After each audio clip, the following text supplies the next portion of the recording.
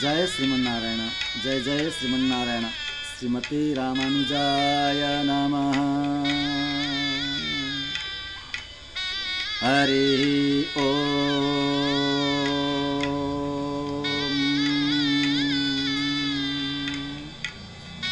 ओम अस्मद्गुरुभ्यो नमः। ओम अस्मत्परम गुरुभ्यो नमः। ओम अस्मत्सर्वगुरुभ्यो नमः। श्रीमते रामानुजाय नमः। लक्ष्मीनाथ समारंभां नाथयामुनमध्यमाम् अस्मदाचार्यपर्यन्तां वन्दे गुरुपरम्पराम्। काश्यपान्मयसञ्जातं नारायणपदाश्रितं श्रीमन्नारायणं वन्दे यतीश्वरश्रियाजुषम्। वेदान्तद्वयतत्त्वज्ञं मन्त्रमन्त्रार्थदं गुरुं श्रीमन्नारायणाचार्य रामानुजयतिं भजे। तस्मै रामानुजार्याय नमः परमयोगिने यश्रुतिस्मृतिसूत्राणाम् अन्तर्ज्वरमसीसमते।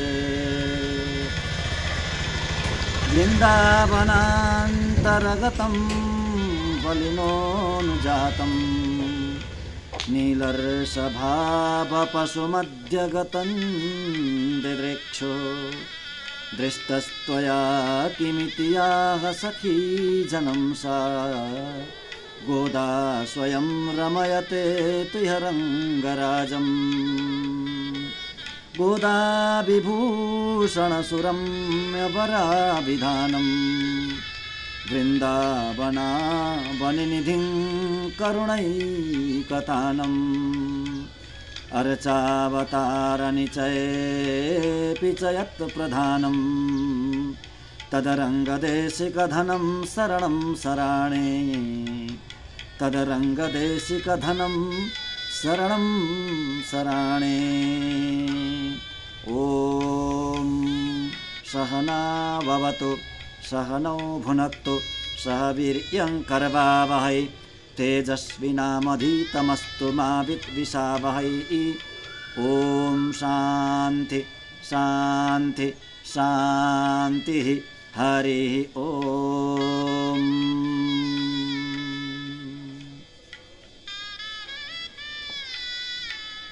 अखिल हेय प्रत्यनीक कल्याणैकतान श्वेतर समस्त वस्तु विलक्षण ज्ञानंदैक स्वरूप असंख्य कल्याण गुणगणौघ महारणव सत्य काम सत्य संकल्प सर्वाधार जगदाधार ममाधार सृष्टि स्थिति प्रलयकर्ता भक्तवांछा कल्पतरु शरणागत वत्सल भक्तवत्सल परब्रह्म परमात्मा श्रीपति भगवान श्री लक्ष्मी नारायण का महती कृपा कटाक्ष द्वारा हामी अत्यन्तै विलक्षण ग्रन्थ प्रमेय शेखरको स्वाध्याय गर्दैछौँ, चिन्तन मनन गर्दैछौँ। पिल्ले लोकाचार्य स्वामीजीद्वारा अनुगृहित यो एउटा अत्यन्तै अद्भुत विलक्षण एउटा ग्रन्थ हो। भगवानको मार्गलाई बताउने यहीँदेखि आफ्नै हृदयदेखि सुरु भएको त्यो सिँढी भगवत धामसम्म पुगेको त्यो भर्याङ एउटा सिँढी त्यसको हामी दर्शन गर्दैछौँ र भावनात्मक रूपले प्रत्येक खुड्कीलाई आरोहण गर्दैछौँ। अर्चिरादि मार्ग भगवानको मार्ग हो। मोक्ष भएर जाने एउटै मार्ग छ जसको नाम हो अर्चिरादि मार्ग। शास्त्रले बताएको, शास्त्रमा लुकेर बसेको मार्ग हो यो। उपनिषदहरूमा पनि यसको वर्णन आउँछ। कौशितकी उपनिषद, कठो उपनिषद, छान्दोग्य उपनिषद आदि आदि उपनिषदहरूमा अर्चिरादि मार्गको वर्णन प्राप्त हुन्छ, पाइन्छ। र अन्य शास्त्रहरूमा पनि वर्णन छ र यसलाई परिपूर्ण रूपले खोलिदिनु भयो आचार्यले। यी गोप्य रहेका यी चिजहरूलाई आचार्यले अवतार लिएर आएर यसलाई खोलिदिनु भयो, प्रकाशित गरिदिनु भयो, सबैलाई सुलभ बनाइदिनु भयो। र ती 18वटा रहस्य ग्रन्थहरूमध्ये यो एउटा प्रमेय शेखर पनि हो, जुन अचिरादि मार्गलाई एउटा श्रेणीको रूपमा प्रस्तुत गरिदिनु भएको छ। हामी तिनै श्रेणीको आरोहण गर्दैछौँ भगवान्का असीम अनुकम्पाले। स आगच्छति विरजाम नदीम, स आगच्छति विरजाम नदीम। स भनेको त्यो जीवात्मा आगच्छति आउनुहुन्छ। कहाँसम्म आउनुहुन्छ? विरजाको नदीसम्ममा आउनुहुन्छ। यो बताएको छ कौशितकी उपनिषदले। स आगच्छति विरजाम तीरम विरजाम नदीम। अत्यन्त सुन्दर नदी। हेर्नु, नरकतिर जाँदा पनि एउटा नदी बगेको हुन्छ जसको नाम हो वैतरणी। मोक्ष भएर भगवत धाम जाँदा पनि एउटी नदी बगेकी हुन्छन् जसको नाम हो विरजा। दुईटामा कति, यी दुईटा नदीमा कति फरक छ बाफ। नरकमा बगेको त्यो नदीमा पानी बगेको हुँदैन। प्रेतकल्प, गरुड पुराणको प्रेतकल्पमा यसको पूर्ण अत्यन्त भयावह वर्णन छ।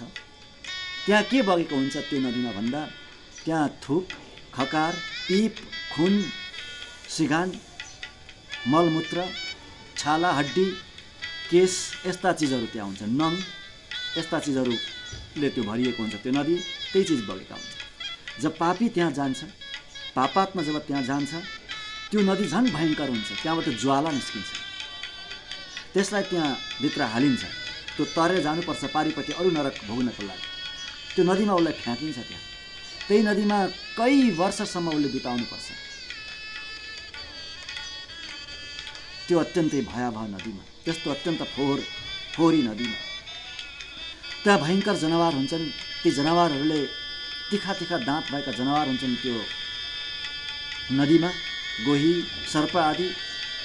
ती जनावरले त्यसलाई, त्यो पापात्मालाई खान्छन्, टोक्छन्, टुक्रा टुक्रा बनाउँछन्। तर पनि त्यो मर्दैन, किनभने उसको शरीर यातना शरीर हुन्छ, यातना देह। कई वर्षसम्म अब कति भोग्नुपर्ने छ त्यो नदीमा, त्यति भोगिसकेर ऊ त्यो नदी पारिपट्टि जान्छ र अन्य नरकहरूको यातना उसले भोग्छ। त्यो नदी त्यस्तो भगवत धाम जाँदाखेरिको नदी विरजा नदी, जहाँ कुनै रज छैन। रज भनेको फोहोरको डस्ट, एउटा कण, डस्टको धुलोको एउटा कण पनि छैन। त्यो कञ्चन नदी, कल कल कल बगेकी नदी। भगवान ईश्वर श्रीमन नारायण नै द्रवीभूत भएर नदीको रूपमा बग्नु भएको हो। त्यस्तो नदीमा डुब्की लगाउनुहुन्छ। डुब्की लगाइसकेपछि सूक्ष्म शरीर त्यहाँ छुट्छ। सूक्ष्म शरीर साथमै गएको हुन्छ त्यहाँसम्म। सूक्ष्म शरीर साथमै रहे तापनि अत्यन्त शक्तिशाली हुनुहुन्छ मुक्त आत्मा। भगवानको अनुग्रहले त्यो मार्गमा प्रवेश गर्नुभएको छ। त्यहाँ स्नान गरिसकेपछि सूक्ष्म शरीर त्यहाँ छुट्छ। त्यो सूक्ष्म शरीर कहाँ जान्छ त भन्दा, त्यही नदीको किनारमा त्यहाँ रहिरहन्छ कल्पान्तसम्म। कल्पान्तसम्म त्यो शरीर त्यहीँ रहन्छ। त्यो शरीर नाश हुँदैन। त्यो सूक्ष्म शरीर त्यो गल्दैन, सर्दैन। त्यो जस्ताको तस्तै अनन्त कालसम्म, कल्पान्तसम्म भनेको छ। कल्पान्तसम्म त्यो शरीर त्यही किनारमा, विरजाको तीरमा, नदीको किनारमा त्यही रहिरहन्छ। त्यो भगवान्लाई आवश्यक पर्छ अरे त्यो नदी, त्यो शरीर, त्यो सूक्ष्म शरीर ईश्वरलाई, भगवान्लाई आवश्यक पर्छ। त्यसैले त्यहाँ त्यो भगवानको सङ्कल्प छ। त्यो शरीर केही पनि हुँदैन। कतिखेर आवश्यक पर्छ भन्दा, त्रिपाद विभूतिबाट, वैकुण्ठबाट दिव्य पार्षदहरू, नित्य मुक्तहरू धरतीमा भगवानले पठाइरहनुहुन्छ बेला बेलामा। हो, त्यतिखेर उहाँहरू यता आउँदाखेरि भगवानको इच्छाले आउने हो, आफ्नो इच्छाले आउने हो, कर्मको अधीन भएर आउने होइन। भगवानको कुनै कार्य गर्नको लागि जसरी महापुरुषहरू आउनुभयो, आलवारहरू आउनुभयो, आचार्यहरू आउनुभयो, त्यस्तै भगवानको कुनै कार्य गर्नको लागि त्यस्ता आत्माहरू, नित्य मुक्तात्माहरू आउनुहुन्छ। आउँदाखेरि त्यो शरीर लिएर आउनुहुन्छ यता, जाँदाखेरि त्यो शरीर त्यहीँ छोडेर यसरी जानुहुन्छ। यसको लागि त्यो सूक्ष्म शरीर चाहिन्छ, आवश्यक पर्छ भगवानलाई। र त्यो त्यहीँ भगवानले सङ्कल्प गर्नुभएको छ, त्यो कहिले पनि नाश नहोस् भनेर। त्यो सूक्ष्म शरीर त्यहीँ किनारामै रहन्छ। अनि सूक्ष्म शरीर छुटिसकेपछि अब शुद्ध चैतन्य धप धप धप धप धप बलेको करोडौँ सूर्यको प्रकाश जस्तो, सूर्य पनि यो प्राकृतिक सूर्यको प्रकाश जस्तो होइन, दिव्य सूर्य प्रभुको, भगवानको ज्योति जस्तै आदि ज्योति। भगवानलाई आदि ज्योति भनेको छ शास्त्रले। प्रबन्धमा आलवारले नम्मा आलवार सडकोप स्वामीजीले ठाउँ ठाउँ आदि ज्योति भनेको छ भगवान्लाई। भगवान् आदि ज्योति हुनुहुन्छ, अत्यन्तै दिव्य ज्योति स्वरूप हुनुहुन्छ प्रभु। त्यस्तै ज्योति स्वरूप नै त छ नि यो आत्मा पनि, किनभने यो आत्मा परमात्माको नै त अंश हो, भगवान्को नै त अंश हो। मवै वांशो जीवलोके जीवभूत सनातन भगन भनेर भगवान्ले गीतामा उद्घोष गर्नुभएको छ। प्रभुको अंश भएपछि यो प्रभु जस्तै छ, ईश्वर जस्तै छ, ईश्वरको जस्तै ज्योति स्वरूप छ यो आत्मा। त्यस्तो ज्योति स्वरूप आत्मा प्रकट हुन्छ त्यहाँ। अब धप धप धप धप बलेको जाज्वल्यमा त्यहाँ केही पनि छैन, मन पनि छैन, इन्द्रिय पनि छैनन्। मन नभइसकेपछि त्यहाँ लोभ छैन, आसक्ति छैन, काम छैन, केही पनि छैन। बस केवल छ त आनन्द, आनन्द स्वरूपमा स्थित त्यो आत्मा भयो। अब केवल आनन्द मात्रै छ त्यसमा, अब प्रेम आनन्द मात्रै छ। वाह, त्यस्तो स्वरूपमा प्रकट भयो। अब हेर्नु, त्यति मात्रै होइन, अब उसमा 8वटा गुणहरू प्रकट हुन्छन् भनेर हामीले हिजो चर्चा गर्दा गर्दै हामीले प्रवचनलाई राखेका थियौँ। 8वटा गुणहरू प्रकट हुन्छन्। अब भगवानमा भएका, नित्य भगवानमा रहने, ईश्वरमा रहने 8वटा गुणहरू, ती 8वटा गुणहरू के हुन् शास्त्रले बताएको छ। अपहत पापमा, गन्दै जानु होला है, अपहत पापमा अभिजिगित्सा अपिपास विज्वर विशोक विमृत्यु सत्यकाम सत्यसङ्कल्प। 8वटा गुणहरू प्रकट हुन्छन्। के अपहत पापमा अभिजिगित्सा अपिपास विज्वर विशोक विमृत्यु सत्यकाम सत्यसङ्कल्प। यी 8वटा गुण प्रकट हुन्छ। आत्मामा रहने 8वटा गुणहरू, ईश्वरमा रहने 8वटा गुणहरू। अब यिनीहरूको अर्थ के हो, यी कस्ता गुणहरू हुन् त हामी अलिकति चर्चा गर्छौँ। अपहत पापमा पाप सकिसकेको, पापले छुनै नसक्ने, पाप त्यहाँसम्म पुग्नै नसक्ने, त्यो आत्मामा पाप पुग्नै सक्दैन, पापले छुनै सक्दैन, त्यस्तो गुण प्रकट हुन्छ। अपहत पापमा हेर्नु, यी जो 8वटा बताएका गुणहरू छन् नि, यी गुणहरू यो शरीरमा रहँदा पनि यो भित्र आत्मामा छन्, विद्यमान छन्। अहिले हामीसँग त्यो म भन्ने जो तत्त्व छ आत्मा, त्यो आत्मासँग अहिले पनि यहीँ पनि ती 8वटा गुणहरू प्रकट छन्, त्यही छन्, परन्तु प्रकट छैन, प्रकाशित छैन, यहाँ हुनै सक्दैन, यहाँ प्रकट हुँदैन। ती गुणहरू प्रकट हुनको लागि विरजामा स्नान गर्नै पर्छ। स्नान गरिसकेपछि जब त्यो ज्योति स्वरूप आत्मा बाँकी रहन्छ, हो त्यो आत्मामा मात्र त्यतिखेर मात्र यी गुणहरू प्रकाशित हुन्छ। पहिलो अपहत पापमा, पापले छुनै नसक्ने, अभिजिगित्सा। अर्को अभिजिगित्सा, खानु नपर्ने। किन खानु पर्दैन? भोकै लाग्दैन। भोक त शरीरलाई लाग्ने हो, प्राणलाई लाग्ने हो नि। प्राण त त्यहाँ जाँदैन, प्राण त सकिसकेको हुन्छ, प्राण त त्यो सूक्ष्म शरीरमा छुटिसकेको हुन्छ। आत्मालाई के को भोक? भोकै लाग्दैन, त्यसैले खानु पर्दैन, अभिजिगित्सा। अर्को अपिपास। अपिपास भनेको पिउनु पर्दैन। पिउनु पर्दैन, किन पिउनु पर्दैन? तिर्खै लाग्दैन। भोक प्यास त्यो आत्मामा कहाँ? आत्मामा छैन भोक प्यास। भोक लाग्दैन, खानु पर्दैन, तिर्खा लाग्दैन, पिउनु पर्दैन, पापले छुँदैन। तीनटा गुणहरू, अभिजिगित्सा अपिपास। अब अर्को विज्वर। विज्वर भनेको ज्वरो रहित भन्ने अर्थ हुन्छ। ज्वरो भनेको रोग, रोग रहित, रोगले छुनै नसक्ने, रोग त्यहाँसम्म पुग्नै नसक्ने। रोग लाग्ने हो शरीरलाई, आत्मालाई होइन। आत्मासम्म रोग पुग्दैन। यो शरीरमा रहँदाखेरि त्यो आत्माले त केवल अनुभव मात्रै गर्छ, त्यो रोगको, त्यो पीडाको अनुभव गर्छ, किनभने कर्म छ नि त। त्यो कर्मले, प्रारब्धले उसले अनुभव गर्ने हो, उसलाई लाग्ने होइन। आत्मालाई रोग लाग्ने होइन, आत्माले अनुभव गर्ने हो, दुःखको सुखको अनुभव गर्ने हो आत्मा। आत्मा त्यहाँ पुगिसकेपछि अब रोगले त्यहाँ कहिल्यै पनि छुन सक्दैन। अब रोग रहित, किन? शरीरै छैन, सूक्ष्म शरीर पनि छैन, अब के को रोग आत्मालाई? आहा, विज्वर विशोक। विज्वर अब विशोक, विशोक भनेको शोक रहित, शोक पुग्नै सक्दैन, शोकले छुनै सक्दैन, शोक रहित हुन्छ। किन? मनमा हुने हो शोक। शोक कहाँ हुन्छ? मनमा हुन्छ। मन त्यो सूक्ष्म शरीर सँगसँगै छुटिहाल्यो, मन नै छैन। मन नभएपछि के को शोक? आत्मामा शोकै छैन। बस विशोक, शोक रहित। अनि विशोक विमृत्यु, विमृत्यु भनेको मृत्यु रहित। मृत्युले छुन सक्दैन, कालको दाल त्यहाँ गल्दैन, काल आत्मासम्म पुग्नै सक्दैन। मर्ने शरीर हो, मर्ने शरीर हो। स्थूल शरीर र सूक्ष्म शरीर पनि मर्छ। मर्नु भनेको त्यो बिरजामा स्नान गरेर छुट्यो नि, हो त्यसैलाई मरेको मान्नु। सूक्ष्म शरीर पनि त्यहाँ छुट्यो। त्यसैले आत्मामा त्यो मृत्यु पुग्न सक्दैन। मृत्युले अब कहिले पनि छुन सक्दैन, अब कहिले पनि, अनन्त अनन्त कालसम्म कहिले पनि मृत्युले छुन सक्दैन। विमृत्यु हैन। 6वटा गुण भयो। 7औं गुण विमृत्यु, 7औं गुण सत्यकाम। सत्यकाम, सत्यकाम भनेको जे इच्छा गर त्यही हुने, जे चाहियो त्यही हुने। त्यहाँ पुगिसकेपछि बिरजा स्नान गरेर त्यो आत्माको वास्तविक स्वरूप प्रकट भइसकेपछि, आत्माको वास्तविक स्वरूप प्रकट भइसकेपछि के हुन्छ? जे इच्छा गरो त्यो प्राप्त हुने। सत्यकाम,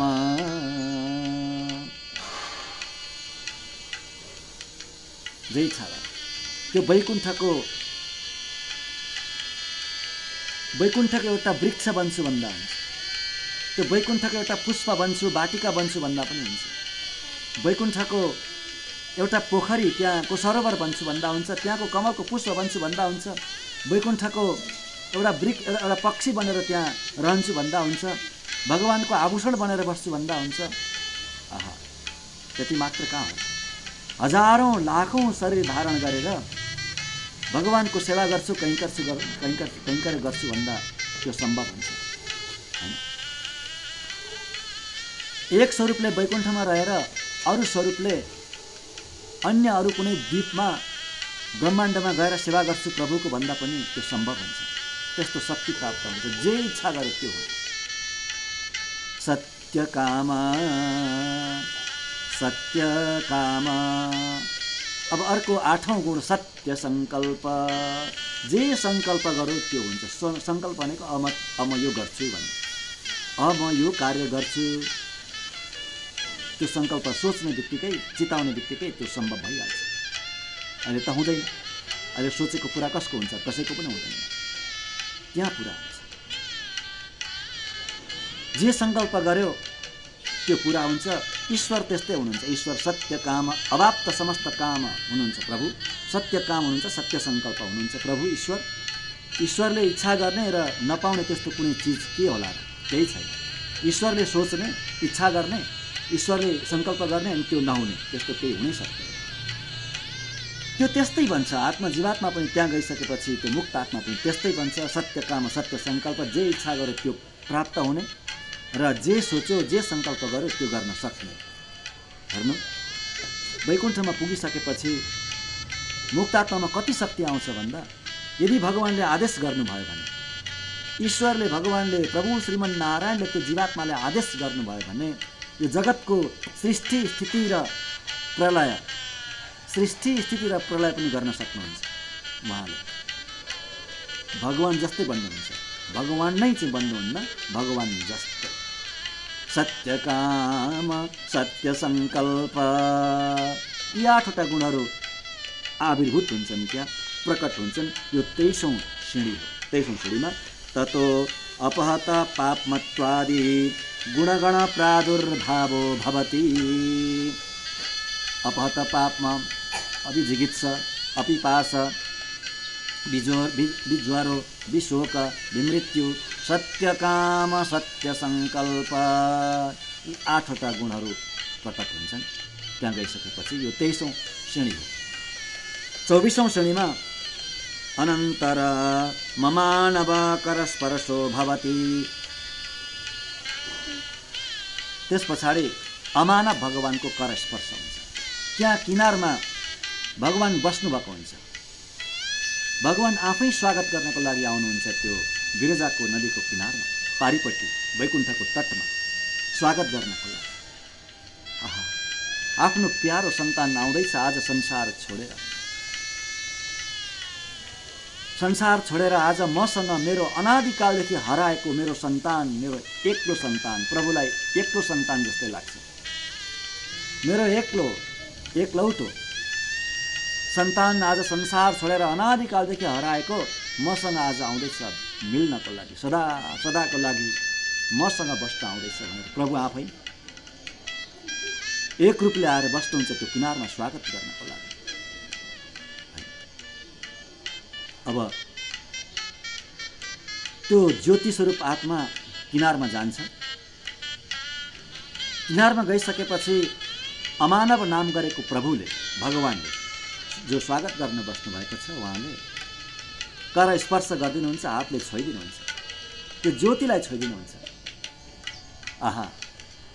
छुने बित्तिकै त्यो ज्योतिले एउटा शरीर मिल्छ, एउटा शरीर प्राप्त हुन्छ त्यो ज्योतिलाई।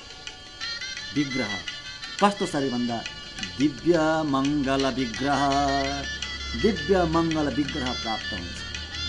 कस्तो भन्दा ईश्वरको जस्तै, भगवानको जस्तै शरीर। भगवानको शरीर कस्तो छ भन्दा अविनाशी, कहिले पनि नाश नहुने, कहिले पनि नबदलिने, शुद्ध सत्वमय त्यस्तो शरीर, ईश्वरको जस्तै शरीर अब यहाँले पाउनुहुन्छ अमानवद्वारा, अमानवको कर स्पर्श।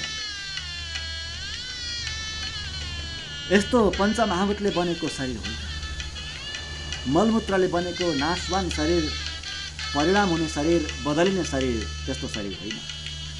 भगवानको जस्तै अविनाशी, कहिल्यै केही नहुने शरीर, एक नाश रहने शरीर त्यस्तो प्राप्त हुन्छ, जसलाई दिव्य मङ्गल विग्रह भनेको छ। अमानव करस्पर्श भवति, करस्पर्श हुन्छ। करस्पर्श भइसकेपछि अनन्त भगवत सङ्कल्प कल्पित दिव्य देह प्राप्तिर्भवति। भगवानको सङ्कल्पले कल्पित है, भगवानको ईश्वरको सङ्कल्पले बनेको दिव्य देह, लौकिक होइन अलौकिक, दिव्य भगवानको जस्तै देह प्राप्त हुन्छ, शरीर प्राप्त हुन्छ। पाँचवटा उपनिषदले बनाएको बताएको तत्त्वले बनेको शरीर, पञ्चमहाभूतले होइन, पाँचवटा तत्त्व जो उपनिषदले बताएको तत्त्व, जो कहिले पनि नाश नहुने तत्त्व, भगवानको जस्तै शरीर देह प्राप्त हुन्छ। त्यस पछाडि ततो कालकाल्यादि दिव्य देश प्राप्तिर्भवति। 26औं श्रेणीमा ततो अकाल काल्य दिव्य देश प्राप्तिर्भवति। अब त त्यहाँ एउटा यस्तो देश प्राप्त हुन्छ, वैकुण्ठ नगर, मोक्ष पद, सायुज्य मोक्ष पद, वैकुण्ठ जसको नाम हो, भगवानको धाम, भगवत धाम, त्यो देश प्राप्त हुन्छ, दिव्य देश, जसलाई यहाँ बताउनु भएको छ। दिव्य देश भगवानको देश हो, ईश्वरको देश हो। कस्तो भन्दा अकाल काल्य, काल रहित, त्यहाँ काल पुग्नै नसक्ने, समय रहित, समयातीत त्यो देश छ। त्यहाँ जो टाइमै हुँदैन, त्यहाँ समय नै हुँदैन, समय त्यहाँसम्म पुग्नै सक्दैन, त्यहाँ समय नै छैन, त्यस्तो देश अकाल काल्य त्यस्तो दिव्य देश प्राप्तिर्भवति। त्यस्तो दिव्य देशमा पुग्नुहुन्छ, वैकुण्ठमा पुग्नुहुन्छ। तत आरम्भ्र तट स्नानं भवति। 27औं श्रेणीमा आरम्भ्र तट स्नानं भवति। अब त्यहाँ दिव्य सरोवर आउँछ, त्यहाँ एउटा अर्को पुण्य नदी भनेर पनि बताएको छ। पुण्य नदी, अर्को एउटा नदी आउँछ, एउटा नदी विरजा नदीमा स्नान भइसक्यो, अब अर्को एउटा नदी आउँछ, सरोवर जस्तो एउटा नदी छ। आरम्भ्र तट स्नानं भवति, त्यहाँ पनि अब एकपल्ट स्नान हुन्छ। त्यस पछाडि पश्चात दिव्यालङ्कारो भवति। त्यस पछाडि दिव्य अब अलङ्कार हुन्छ। हेर्नुहोस्, त्यहाँ स्नान भइसकेपछि अलङ्कार हुन्छ। अलङ्कार गर्नको लागि 500 अप्सराहरू दौडेर आउनुहुन्छ, दौडेर धाएर आउनुहुन्छ उहाँलाई सत्कार गर्नको लागि, उहाँलाई अलङ्कार गर्नको लागि। दिव्यालङ्कारो भवति। 500 अप्सराहरू आउँछन् भनेर उपनिषद्ले बताएको छ। उपनिषद वेदान्तले बताएको छ। तं पञ्चशतान्यप्सरसां प्रतिधावन्ति। कौशितकी उपनिषद। तं ती मुक्तात्मालाई अलङ्कार गर्नको लागि, मुक्तात्मा परन्तु त्यो दिव्य देह प्राप्त गरिसकेका मुक्तात्मा, भगवानको जस्तै शरीर प्राप्त गरिसकेका ती मुक्तात्मालाई अलङ्कार गर्नको लागि, आभूषण आदिले अलङ्कार गर्नको लागि तम त्यस्ता मुक्तात्मालाई पञ्चशतान्यप्सरसां प्रतिधावन्ति उहाँतिर दौडेर आउनुहुन्छ। अति नै हतारले, त्वराले उहाँहरूलाई पनि अत्यन्तै त्वरा हुन्छ यहाँलाई भेट्नको लागि। कतिखेर गएर हामी अलङ्कार गरौँ, कतिखेर हामी गएर हामी दर्शन गरौँ, त्यस्तो हुन्छ। र भगवानको आज्ञाले अलङ्कारका सामग्रीहरू लिएर दौडेर धाएर जानुहुन्छ र अलङ्कार गर्नुहुन्छ। दिव्यालङ्कारो भवति। अलङ्कार गर्नुहुन्छ अप्सराहरूले। ती 500 अप्सराहरूले के गर्नुहुन्छ भन्दा प्रत्येक 100 अप्सराले एउटै मात्रै चिज ल्याउनु भएको हुन्छ। 100 अप्सराले चन्दन बोकेर आउनुहुन्छ, दिव्य चन्दन। 100 अप्सराले वस्त्र मात्रै बोकेर आउनुहुन्छ, दिव्य वस्त्र। 100 अप्सराले आभूषण मात्रै बोकेर आउनुहुन्छ, दिव्य आभूषण। यहाँ जस्तो आभूषण होइन, यहाँ जस्तो सुन चाँदी, यहाँ जस्तो हिरा मोती होइन। त्यहाँको त्यो भगवानद्वारा कल्पित त्यो दिव्य अलङ्कार, दिव्य आभूषण कस्तो होला, त्यस्ता आभूषणहरू 500 अप्सराले प्रत्येक 100ले प्रत्येक चिज अलग अलग चिज यसरी लिएर आउनुहुन्छ। 100 अप्सरा दिव्य मालाहरू लिएर आउनुभएको हुन्छ। यसरी दिव्य अलङ्कार हुन्छ। ततो दिव्य विमानारोहणं भवति। 29औं सिँढीमा दिव्य विमानमा आरोहण गर्नुहुन्छ। गरुडजीले विमान लिएर आउनुहुन्छ। अब उहाँलाई आरोहित गराउनको लागि, त्यो विमानमा चढाएर लैजानको लागि गरुडजीले एकदम त्वराले हतार गर्दै एउटा विमान लिएर आउनुहुन्छ, दिव्य विमान। ततो दिव्य विमानारोहणं भवति। विमानमा चढाइन्छ उहाँलाई।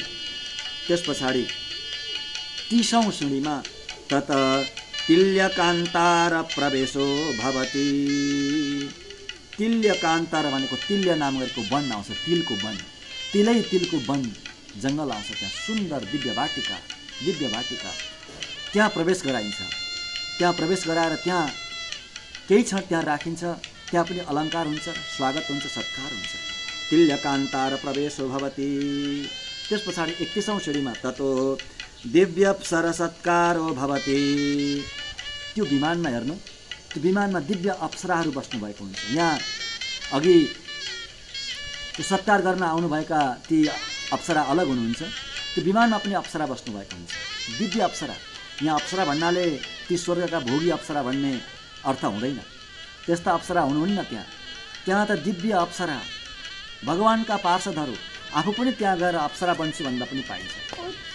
भगवानका दिव्य पार्षदहरू हुनुहुन्छ ती अप्सराहरू। त्यस्ता अप्सराहरू आउनुहुन्छ, त्यहाँ बस्नुहुन्छ, त्यो विमानमा बस्नुभएको हुन्छ। उहाँले पनि सत्कार गर्नुहुन्छ। ततो दिव्य अप्सरा सत्कारो भवति। दिव्य अप्सराहरू सत्कार गर्नुहुन्छ। यो 31औं श्रेणी हो। 32औं श्रेणीमा तत तिल्यगन्ध प्रवेशो भवति। अब तिल्यगन्ध प्रवेशो भवति। विभिन्न गन्धहरूमा प्रवेश गराइन्छ। यहाँ गन्ध भनेको ईश्वरको गन्ध, भगवानको गन्ध। भगवानलाई सर्वगन्ध सर्वरस भनेको छ। सर्वरस सर्वगन्ध। ईश्वर रसिलो हुनुहुन्छ क्या। भगवान त्यो रसरहित शुष्क छैन। शुष्क अद्वैत ईश्वर कदापि पनि छैन। ईश्वर त रसिलो, रसले भरिएको छ ईश्वर। रसो वैसः।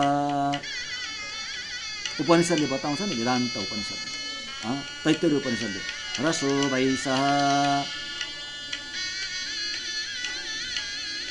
रसो वैसः। रसानाम समूह रास, त्यही रसको समूह त रास हो। रासलीला के हो त? भगवानले रचाउनु भएको रासलीला के हो? आत्मा र परमात्माको बीचको त्यो रस त हो नि। आत्मा र ब्रह्मको बीचमा हुने त्यो रस हो, त्यो रस। त्यसैले अब विभिन्न त्यो रसमा गन्धमा प्रवेश गर्नुहुन्छ, त्यो दिव्य आनन्दमा प्रवेश गर्नुहुन्छ। गन्ध भन्नाले यहाँ ईश्वरको आनन्द भन्ने अर्थ हुन्छ। रस ततस्तिल्य गन्ध प्रवेशो भवति, त्यस पछाडि ततो ब्रह्मगन्ध प्रवेशो भवति, ब्रह्मगन्धमा प्रवेश गराइन्छ, ब्रह्मानन्दमा है। तिल्यगन्ध ब्रह्मगन्ध ब्रह्मानन्दमा यसरी प्रवेश गराइन्छ। यसरी सत्कार गर्दै गर्दै गर्दै गर्दै अलङ्कार गर्दै गर्दै अगाडि बढाइन्छ।